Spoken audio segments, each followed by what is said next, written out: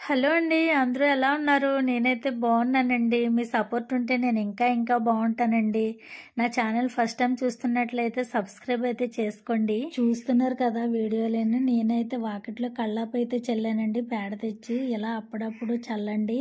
ఎందుకంటే దీనివల్ల క్రిమికీటకాలు అయితే ఇంటిలోకి అస్సలు రావు. పాజిటివ్ ఎనర్జీ అయితే వస్తుందండి.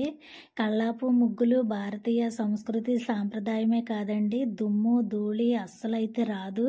బ్యాడ్ స్మెల్ కూడా ఉండదండి. మనం నీరుతో కడిగిన దానికంటే కళ్ళాపి వేస్తే చాలా అట్రాక్టివ్గా అయితే ఉంటుందండి. ఇక్కడైతే చూసారా, నేను రోజు వంట చేసే గిన్నెలండి, కూరదాకలు అవిని శుభ్రంగా తోమేసి అయితే ఎండలో పెట్టానండి. ఎందుకంటే మనం నాన్ వెజ్ అది వండుతాం కదా, దాని తాలూకు స్మెల్ అయితే అస్సలు పోదండి.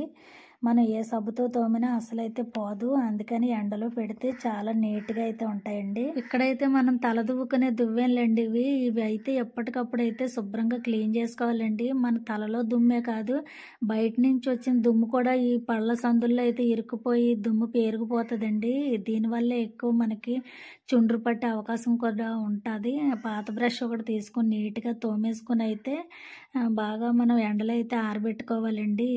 అలాగే మాకు దగ్గరలో ఉన్న సచివాలయంకి అయితే చిన్న పనుండి అయితే వెళ్ళానండి నేను. అదే దారిలో మునగ చెట్టు అయితే ఉందండి. అక్కడ ఆకంతా కూడా నేను ఇలాగైతే కలెక్ట్ చేసి అయితే తెచ్చుకున్నానండి. మునగ చెట్టు ఆకు ఎక్కడ కనిపించినా మీరు అస్సలు వదలొద్దండి. ఆకుకూరలు అన్నిటిలో కూడా బెస్ట్ అని చెప్పొచ్చండి. ఇది పక్కనే పెద్ద నుయ్యి కూడా ఉందండి. అది కూడా అయితే వీడియో తీసాను. అందులో నీరైతే చాలా మురుకు పట్టేసిందండి.